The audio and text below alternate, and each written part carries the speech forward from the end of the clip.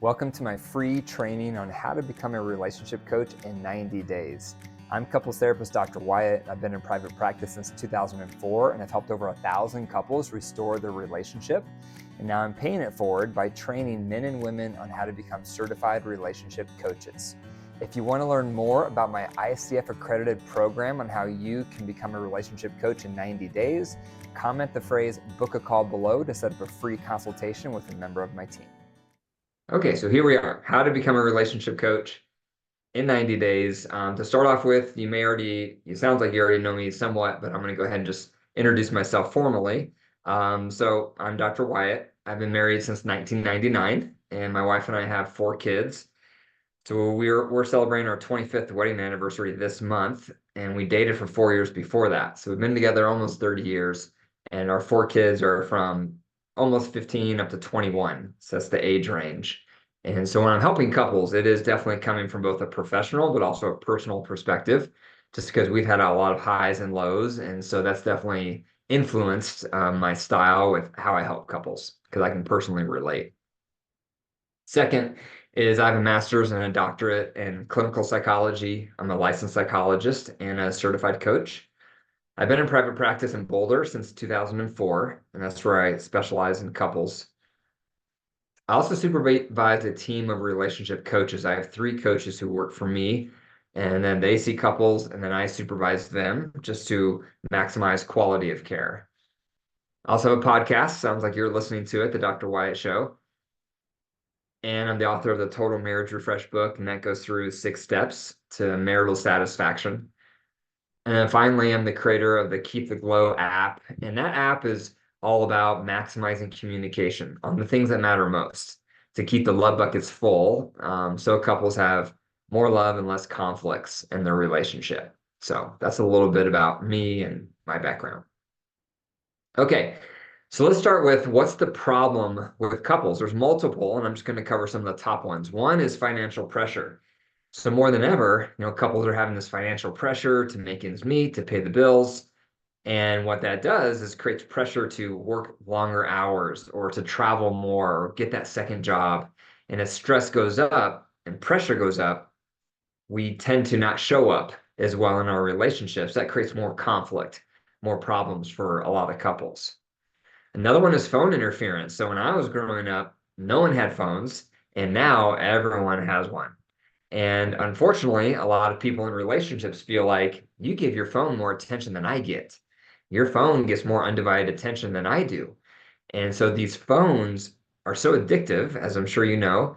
And every time every time there's a notification, it actually releases a splash of dopamine in your brain, which is an antidepressant.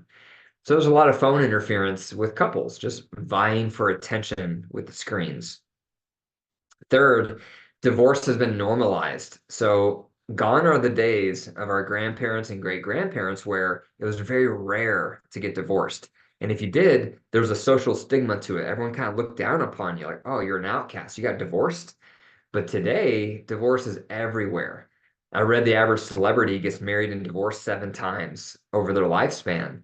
So it's just really common. And what that's done to us is it's made us consider divorce much more readily than our ancestors ever did, just because we interact with the concept of divorce left and right.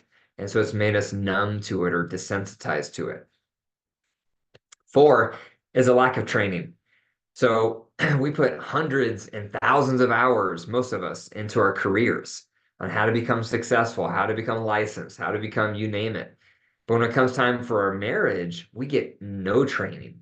Maybe we've read 1 book, or maybe we went to 3 premarital marital counseling sessions at the most.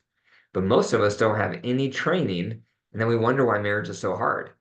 And it's because we haven't gotten the training on how to resolve conflicts, training on how to communicate, training on how to share power, training on how to nurture emotional intimacy. All that's training, and we don't get it. And so that's a huge contributor to why couples have problems. Number 5 is marriage involves 2 imperfect people living side by side.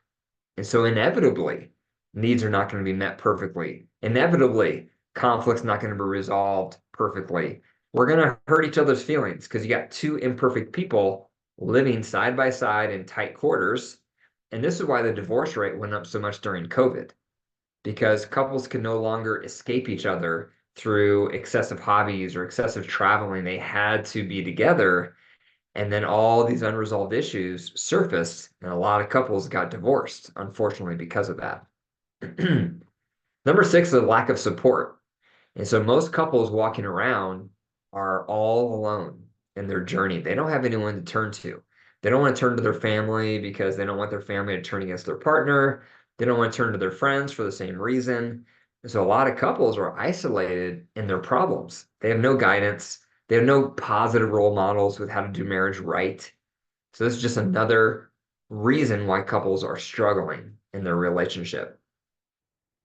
So for you guys listening, type a one into the chat if some of these problems have impacted your own relationship, if you're in one, or if it's impacted other couples that you know. Go ahead and type a one into the chat if that relates.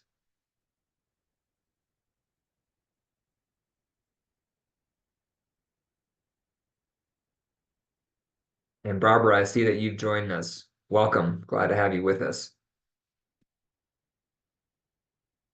Yeah, so I see some ones in the chat, right? So you can relate, and most people can.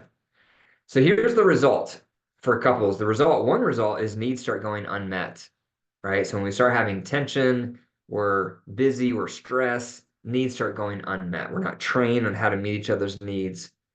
Another result is conflict goes unresolved. Because we're not trained on how to resolve conflicts, we tend to just sweep it under the rug. And now we're not resolving those conflicts. And so that's creating more problems in the relationship. And that often leads to number three, communication breakdown, where now we're not talking with these unresolved conflicts. Now we can't talk about certain topics. We don't want to re-erupt the conflict. So our communication starts breaking down. And that leads to number four, which is resentments start to grow. So if needs aren't being met, we have all this unresolved conflict, we're not communicating. Now we're starting to have some resentments. And when resentments get in there, walls are built and people start to detach and they start walling off so that they start almost living their own lives. And that's what happens. Number five, couples start drifting apart. So we got walls, needs aren't being met, communication breakdown, resentments are growing. The result, we start drifting apart. And then we start feeling like roommates. Man, we're just roommates. We're not lovers, we're not partners, we're roommates or business partners or siblings. And when you reach that phase, couples get disillusioned because no one signs up and gets married to eventually feel like roommates. But for a lot of couples, that's the natural drift. So type a two into the chat if some of these results have happened in your relationship or in other people's relationships that you know.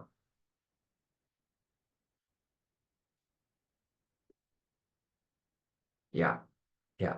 So you can relate, right? I see the two in the chat. Yeah. So this is the impact that can occur for most couples. So here's the impact. One is you start feeling hopeless because when your needs aren't being met, you have a lot of communication breakdown. Thanks, Barbara. Yep, I see your two also. You have resentments, you have walls. What do you start feeling? Hopeless. Because hope is based on, is change going to happen? Do I feel hope that things are going to get better? But often couples find themselves in a hopeless situation where they feel like, I don't think things are going to get better. So I'm starting to feel hopeless. And they start feeling lonely. It's amazing that you can be married and have someone sharing your bed, sharing the kitchen, sharing the bathroom, but you still can feel all alone. And that's because there's so much breakdown in the connection, right? We're not emotionally connected anymore. We're not physically connected. We're not talking anymore. So I feel all alone, even though I'm married. Then couples often start feeling lost. Like, I don't even know where to start. I don't even know what the first step is. I don't even know what the path is on how to improve this. So this sense of lost starts to set in. And then a sense of feeling numb. Because when you're feeling hopeless, lonely, and lost, you almost get used to the dysfunction. And you have to almost dissociate in a way to just survive, to keep pushing forward so you can become numb. Because the state of our marriage does impact most everything else in our life. That's how profound the reach is with how well our relationship is going. And if couples don't get an intervention, often the next step is divorce. And you may or may not know this, but divorce rates for first-time marriages is around 40 to 50%, around 60% for second marriages, and around 70% for third marriages. So it gets higher the more times you get married. So here's my question to you. You can type this into the chat. Why do you think subsequent marriages have higher divorce rates?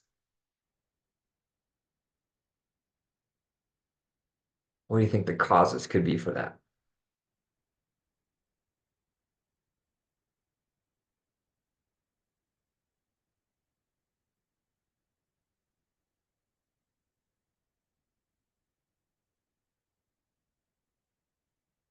Any guesses? You can type it into the chat. What do you think? Why do subsequent marriages have higher divorce rates?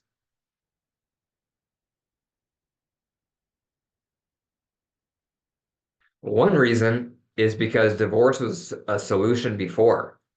So I've gone there already. I used that solution in the past, so I'm more likely to use that as a solution again. That's one reason. Yep, and Kristen, I see your comment, quicker to get through each of those criteria. It was an option already. Yes. Another reason is because I haven't worked on me. I've just gotten a divorce, and most likely I'm just bringing my baggage to the next relationship. So I'm not getting better. I'm not growing. I'm just bringing my set of problems to the next relationship, and now I have a new set of problems.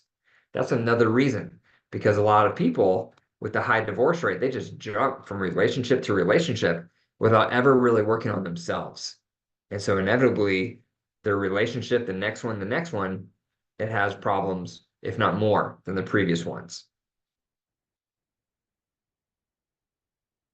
So, what's the solution for couples? The solution is relationship coaching. And here's some of the reasons why. Number one, coaching provides training for couples on how to do marriage right.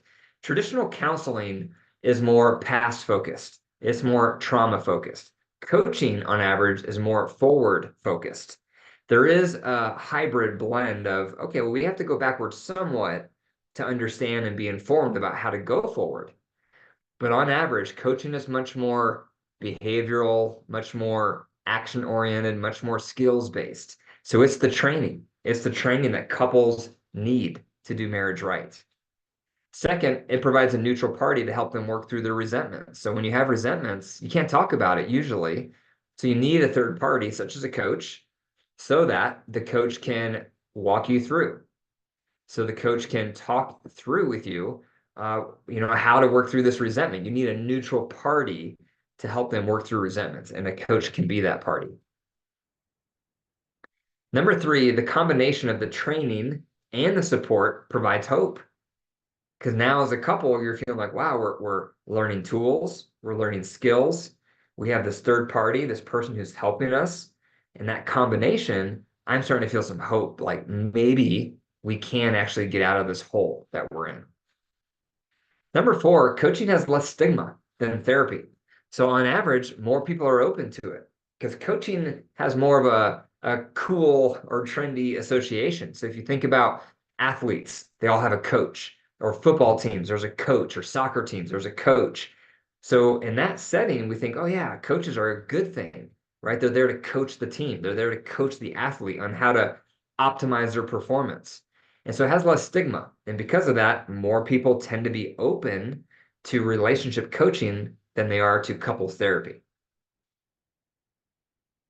So here's 6 reasons to become a relationship coach, not in any given order, but here's the 6 reasons. One reason is the coaching industry generates over 15 billion per year. So it's red hot. It's not going anywhere. It's just becoming more and more mainstream. When I was going through graduate school, I started graduate school back in 1999. And when I started, my first or second year in, they also started a coaching program on campus. And back then, it was brand new and no one knew about it. And they're like, what is this whole thing? Leadership coaching, life coaching, what is this? But now here we are, 24 years later, and it's everywhere. Like coaching has become mainstream, and that this supports that. The coaching industry is projected to keep growing at 7% per year. So not only is it mainstream, it's continuing to grow. And it pays well. And so the average pay scale, and this is fee for service, so no insurance. On average, it's $75 to $125 per 45-minute session. And so that pay range there is just based on how much experience you already have, how much competence you've already built up in the helping profession, but that's an average pay scale. Number four, the demand has never been greater for couples because of everything we just covered, right? Couples are struggling more than ever. There's so many forces going against couples. And so therefore the need for helpers is higher than ever. Five, it provides a career focus with meaning and significance. A lot of people are looking for that. They're tired of their job that they've been having that just doesn't feel like you're making an impact. Or for the first time, they have some extra space in their life and they want to do something that really counts or something they feel called to. And so it provides a career focus with meaning and significance. And even if it's not a career focus, some people become coach or become educated on relationship coaching, even if they want to use it informally at their synagogue or at their church or in their community. So some people use it informally. Some people it becomes a part-time thing they do. Other people it's full-time what they do. Number six, it provides flexibility because you set your schedule. It's virtual, so there's no overhead cost, and you can see clients over state lines. And that's a big difference compared to therapists. So master's level therapists, once you get licensed, you only can see clients in your state. However, if you're a coach, you can see clients anywhere in the world. So that law and that rule does not apply to coaching. So here's your day. Imagine your day. You're waking up knowing you'll be seeing several couples to help them improve their relationship. You're working from home because it's virtual, so you don't have to commute. And you go to bed that night knowing your work mattered. And there's a difference here between good tired and bad tired. Bad tired refers to, I worked all day, I'm exhausted, but I really didn't do any good. I didn't really make a difference. That's bad tired. Good tired is I worked all day, I'm exhausted, but I really made a difference. I really helped. I really made a mark and left my mark on what I did today. It mattered. That's the good tired. And that's the kind of tired we all want. So the question I have for you guys, and you can write this into the chat, what's your motive to become a relationship coach? What made you attend this? Where's your motivation coming from? If you could type that into the chat.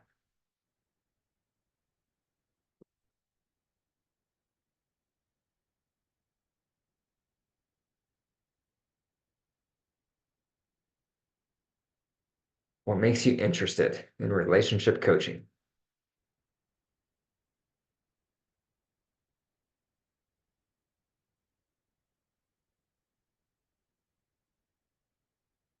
So Kristen, I see your comment. You say, I want to help more people from broader perspective and across state lines, less limitations with what you can help them with. Yep, that's right. That's right. Barbara, what about for you? What makes you interested in relationship coaching? If you could type that into the chat.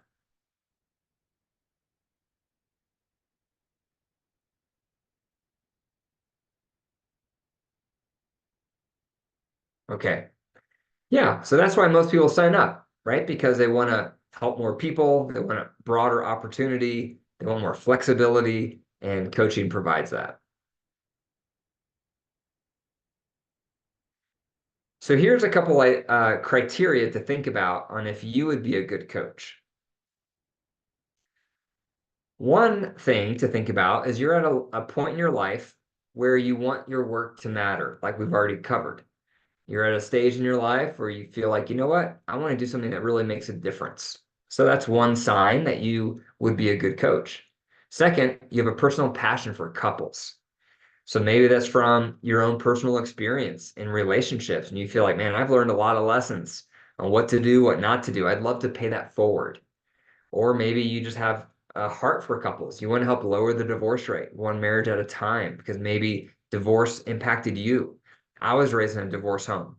So when I was growing up, my parents got a divorce when I was 7. And so I had step parents, step siblings, and I can remember being young and wishing so much that my family was still together. And so for me, this desire to help couples started when I was very young. And so it's an outflow of my personal experience. And Barbara, I see your comment now in the chat. So you said, I've seen a lot of good relationships go down due to lack of support and want to be the difference. That's awesome. That's right. It's sad when you see these couples fall apart because they didn't have the right support. And unfortunately, a lot of couples, or not a lot, but the couples that do try couples therapy, a lot of them don't have very good results. And the reason is because in a traditional couples therapy, it's focused a lot on your feelings. You just talk about what you're feeling the whole time. But a lot of couples who go through that, they feel like, now what? We didn't really make any traction. We just talked about our feelings. And that's where coaching comes in. Because while coaching does acknowledge feelings and we discuss feelings, it's much more about the skills, much more about the training on how to do marriage right. So there, from that perspective, coaching can be much more effective than traditional couples therapy. 3, you want to pass on wisdom you've learned to other couples. And 4, you've been told by others you're a good listener or you have such good advice. That's pretty common for those who enter into the coaching field is they've been told informally or formally, like, wow, you're good at this, right? You just kind of have a knack, or you make me feel so comfortable. You make me feel really safe.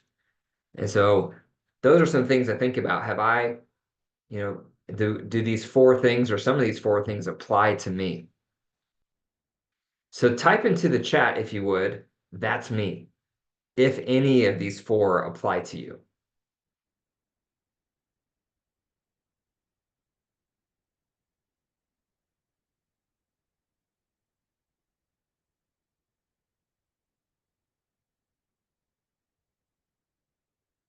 Yeah, Kristen, I see your comment. Perfect. Okay, so Kristen and Barbara, for both of you then. Yeah, you can resonate with at least some of these 4, if not all. So that's a good sign that you'd be a good relationship coach. So now we're going to talk about if you want to become a relationship coach, what should you look for in a program?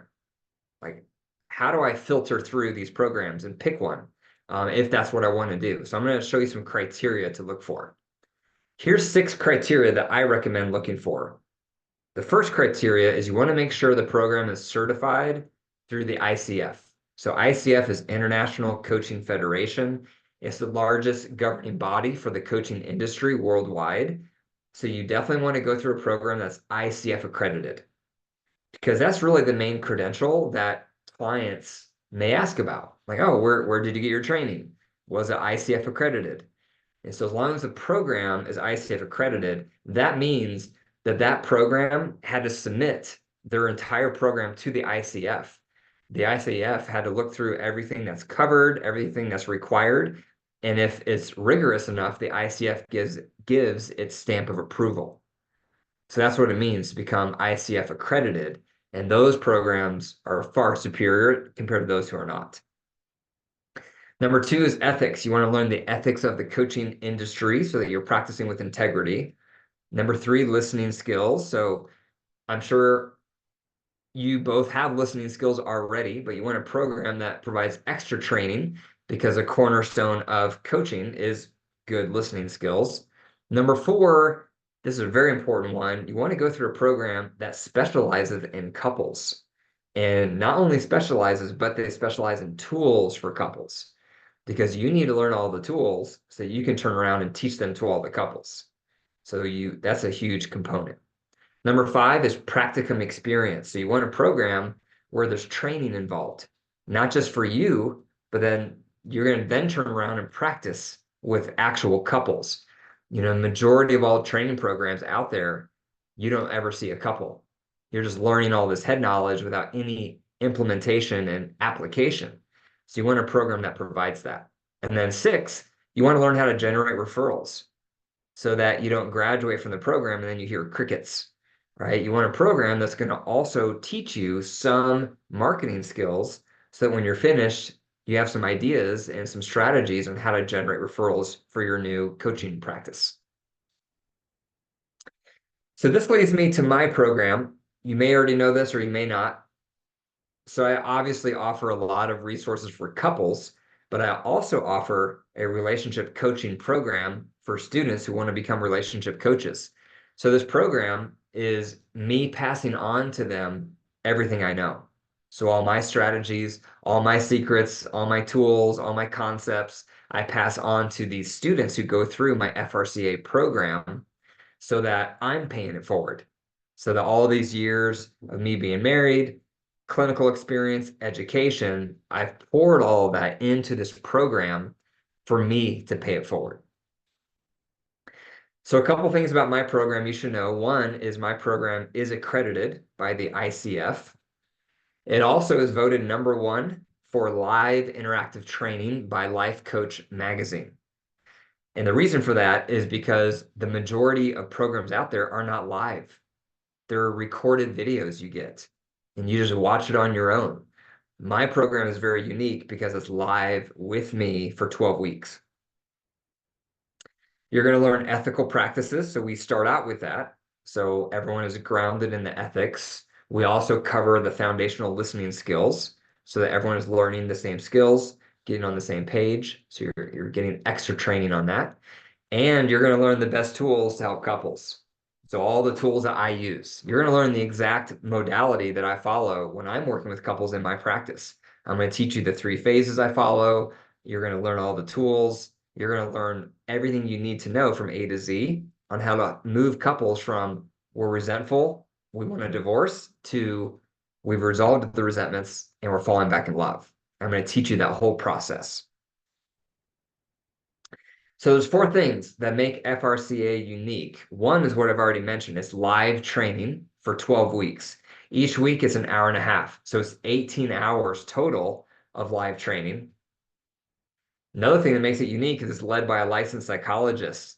All the coaching programs out there are led by other coaches. So my program is a very unique hybrid where everything you're going to learn is infused both by my coaching background, but also by my psychology background. So it has a unique angle and unique educational component because of my background that I'm bringing to it. 3, my program includes practicum experience. So when you go through my class, you'll be working with 2 couples. And those couples is your opportunity to implement and practice what you're learning in the class. And so it has that practicum experience component. And 4th, you're going to learn marketing skills. So the last 4 sessions, part of those classes are all about marketing. How do I generate referrals? How do I build a following? How do I generate some leads so I can have clients? So we're going to cover that to help you hit the ground running when we're done with the program. Hi, so you're thinking about becoming an FRCA certified coach? I would highly recommend it. I signed up for the class because I had found Dr. WYATT on his podcast and been listening to him for a couple of months when I heard about the program. And basically, I've been a homemaker for the last 20 years. I have 5 children, and I wanted to find out more information how to make my relationship better. And when I heard about the program, I was like, wow, yeah, this really resonates. And I'm looking to, find another career now that my children are growing up and don't need me so much. And I thought, you know what? I think I really could help some other couples out there. So that's why I signed up. And I have to tell you, the program has just been absolutely amazing. Everything was set up in such a way that it wasn't overwhelming. Each week it was a new class. You learned something new. There was lots of support materials to learn about it. Dr. WYATT really explains things in a way that makes sense. And I felt like it just resonated. It all really just worked. And when I worked with some couples that is part of the class, I had to work with some other couples to learn the tools, and the feedback I got from them, they just loved it as well.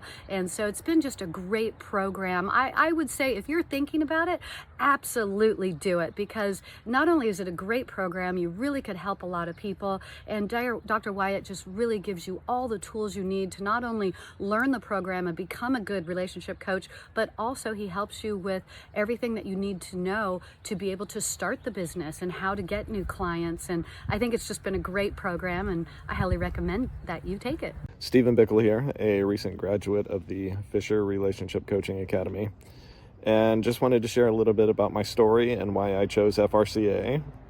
My journey started about 5 years ago. I had a major life-changing event that really made me start to question myself and what I was doing for my own growth and how I was showing up in my own relationship. And so I started reading every book, listening to every podcast, reading every blog, and just really trying to figure out, what the magic was for building better relationships. And about 9 months ago, I stumbled upon a podcast by Dr. Fisher. And as I started to listen to him, I realized that he had really boiled down many of the key concepts that I really agreed with, that I was finding through all of my different paths, all of the different books, all of the different resources.